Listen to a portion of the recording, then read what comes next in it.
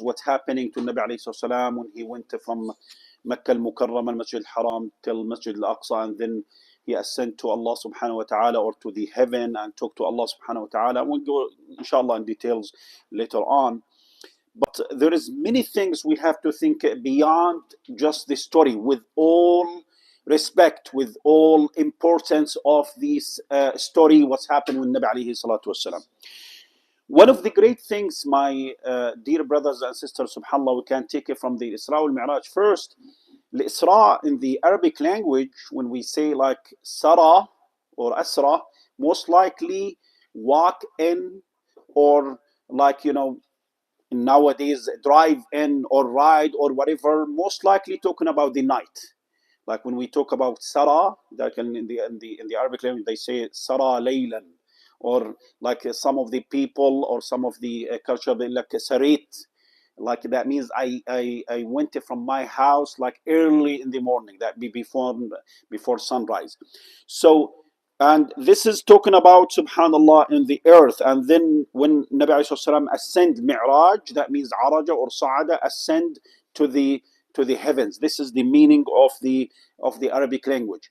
But look at the subhanallah, one of the hikam, like subhanallah, the scholars mention about the Isra al-Mi'raj. First of all, when you're gonna be like close to Allah subhanahu wa ta'ala, one of the best way to be like, going to Allah subhanahu wa ta'ala in this dunya, that means go like being closer to Allah subhanahu wa ta'ala, it should be through the masajid, not like somewhere else. Subhanallah, with all respect, the masajid, Masjid al-Haram, subhanalladhi asra bi'abdihi laylan min al-Masjid al-Haram ila al-Masjid al-Aqsa. Why Allah subhanahu wa ta'ala didn't send Sayyidina Muhammad sallallahu alayhi wa sallam to him from any, there is many places, from let's say pyramids, and with all respect, in Egypt or any other places other than the masajid. Why Allah subhanahu wa ta'ala specifically mentioned the masajid? This is something like to teach us, if you want to be closer to Allah and taste the subhanallah, the ladhat al-iman, or being closer to Allah subhanahu wa ta'ala, the only and the best way for me and for you to be like from the masajid. And look, subhanallah, and like normally, look, I know like some of the people, they are very good, maybe they are doctors in the university, doctor in Sharia in Islam or something, but they don't come in subhanallah to the masajid, or that they don't like subhanallah, maybe they come in like once a while or stuff like that. Subhanallah, there is barakah, blessing in their speech. It's more like much less than the others who subhanallah attend the masajid and they take in the ilm. The other thing is the knowledge. It's totally different to every Muslim. You can, subhanallah, you can figure it out, the difference between those who are attending the masajid and taking the ilm masajid versus taking the ilm, especially nowadays, from the Google. A lot of people, they right now, their sheikh or their alim scholar is Google.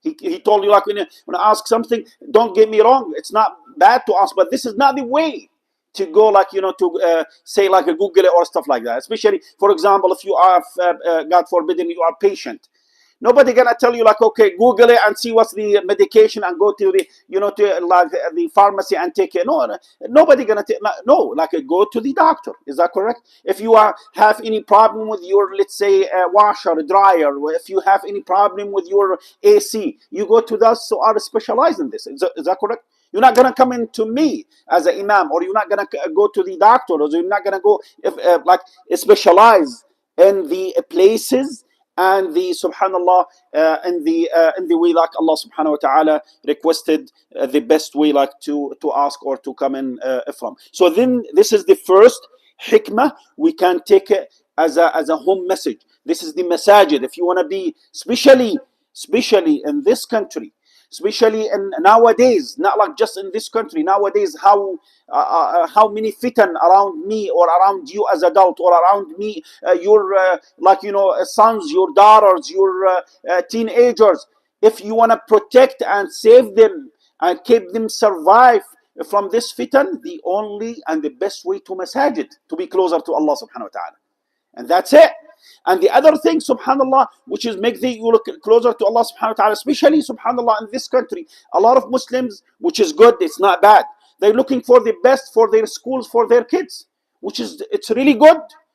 And there is no question about that. But you have to compromise, you have to settle, my dear brothers and sisters, between the morals, between your kids being closer to Allah subhanahu wa ta'ala versus like just looking for this dunya, to being, for example, doctors or engineer or something. What's the benefit if you're looking for them the best in their dunya, and they end up like some atheist or something? And there is many examples of Muslims, unfortunately, they turn to be atheists.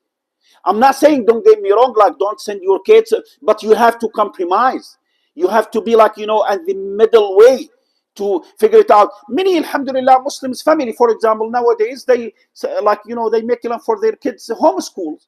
And they send them for Hifz program, for example, and they are wallahi doing very good, mashallah. They are smart and they're doing very good, but they're taking care of them, either them or their wives or stuff like that. So this is one of the options. So we have, as a Muslim, don't leave it just to the, say like, as we say like, or as we understand it, this is, it's not my son, this is the government's son. No, this is not the government. This is my responsibility and your responsibility. The government, look, especially public school, be like open-minded, like for all of us. It's not gonna like teach you even one word of the moral. Regardless, of course, like they graded some of them like 10/9, some of the, I'm sorry, 9/10, some of them 10/10.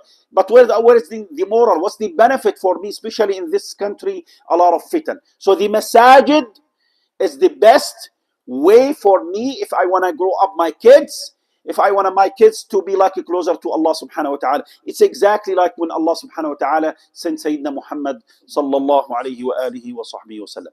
The other subhanallah hikmah, my dear brothers and sisters, look why Allah subhanahu wa ta'ala, we have to think it. Why Allah subhanahu wa ta'ala didn't send Sayyidina Muhammad sallallahu alayhi wa sallam to him from the Masjid al-Haram? Why he make him to go from Masjid al-Haram to Masjid al-Aqsa? Why did, quote unquote, why this is the third party? Because Allah subhanahu wa ta'ala wanna teach me and you about the importance of the Masjid al-Aqsa. Not just Masjid al-Aqsa itself with all respect, with all importance, but what's about around the Masjid al-Aqsa. And if you go to the history, with all respect to all of the world, Australia, New Zealand, Asia, Europe, whatever. So subhanAllah, the most important, subhanallah, incidents which happen in this dunya, it happened in the Middle East around the Masjid al-Aqsa, subhanallah. If you look nowadays, look at how, like subhanallah, yes, you can see around the world. Barely you can see, for example, right now, Ukraine problem. So maybe like every 10, 15 years to happen. But subhanallah, in the Middle East, like all the time, subhanallah, there is something, it's unusual happening. And the other thing, what's like the important of our, like subhanallah, areas, and the barakah, the same time of our areas. النبي عليه الصلاة والسلام قال اللهم بارك لنا في شامنا ويمننا. طبعا النبي صلى الله عليه وسلم, when he دعا blessing in the Sham, in the Arabic language, my dear brother and sister, the Sham, the meaning of the Sham, it's exactly as the geography in the Nabi عليه الصلاة والسلام's era, which is included nowadays, not just Syria, Lebanon, Jordan, and subhanallah, Palestine, and part of the Egypt, included Arish and Sina, and part of the the south, southern of subhanallah, of Turkey, and the subhanallah, the west of the Iraq. This is the Sham, which the Nabi alayhi salatu wasalam included in this barakah, when he said, Nabi alayhi salatu wasalam, barik lana fi shamina wa yamina, blessed of the Sham, which we have to, subhanallah. You can see like many Muslims, like they immigrate, like subhanallah, it's, I'm not saying obligated or something, immigrate to the Sham like from 200-300 years ago, 400, from India, from Pakistan, from subhanallah, all around the world, and subhanallah, they end up like with the Sham, and subhanallah, just for the blessing from Allah subhanahu wa ta'ala and from the Nabi alayhi as-salatu wassalam. The last thing today, inshallah, focus about the Masjid al-Aqsa. Masjid al-Aqsa, my dear brothers and sisters, it's not about Qubbat al-Sakhra. This is the dam, Nabi alayhi salam, when he like go from it like to Allah subhanahu wa ta'ala ascend. This is Masjid al-Aqsa. It's a huge building which included many masajid. And I can't tell you, I don't know, like it's what they called it in, it's more than like 100,000 square meters, like more than 100 square meters. Like this is Masjid al-Aqsa, which is Allah subhanahu wa ta'ala when he means, and Nabi alayhi salam when he means about the Masjid al-Aqsa, not just Qubbat al-Sakhra, the dome like it's the golden dome, and Nabi alayhi salam come. With all respect, this is the place Nabi alayhi salam go to or went to Allah subhanahu wa ta'ala. But al-barakah for the Masjid al-Aqsa, it's part of our deen, my dear brothers and sisters. Part of your deen. So, and be careful, especially nowadays. A lot of people, they said, okay, why this is kind of chaos, a problem just for Masjid al-Aqsa? It's a place, there are many masajid. No, this is not like how it is. This is part of your deen. It's part of your, like, subhanAllah, the greatness. If you want to be a real Muslim, not fake Muslim, you should be considered like Masjid al-Aqsa. It's part of your aqidah, your faith. Like, taken care of, and this is just for the Muslims, not for anybody else. This is the aqidah part of your deen. So when you see like some of those who are Jazahumullah khairah, they try their best to fight just to keep the Masjid al-Aqsa. We have to encourage them, we have to support them, we have to try all of our best, inshallah, to be and behind all of us, like inshallah, based on any efforts or based on your capacity or stuff like that. But you have to try for this, and don't listen to those who are making a brainwash for me or for you. This is not a big issue, it's not a big deal. Why they fighting for this? Like, we have to be considered this is, or to know like this is part of our religion, part of our deen, part of our faith, part of our mahabba to Nabi alayhi salatu wasalam. May Allah inshallah protect all of us, and we're gonna continue inshallah talking in the next couple of days inshallah about the importance and the hikam of Isra and Mi'raj. May Allah subhanahu wa ta'ala keep all of us inshallah closer to Him.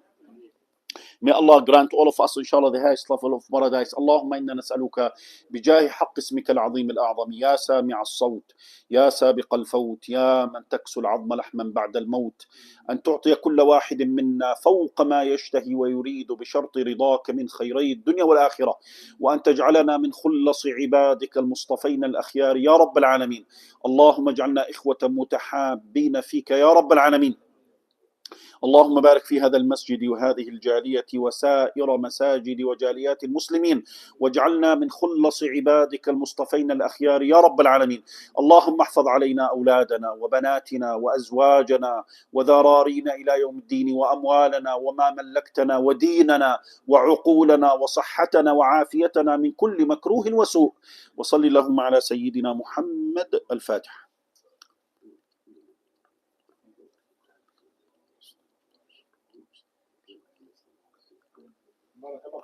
الله يجزيكم الخير، جزاكم الله خير إن شاء الله، جزاكم الله خير جميعا، جزاكم الله خير.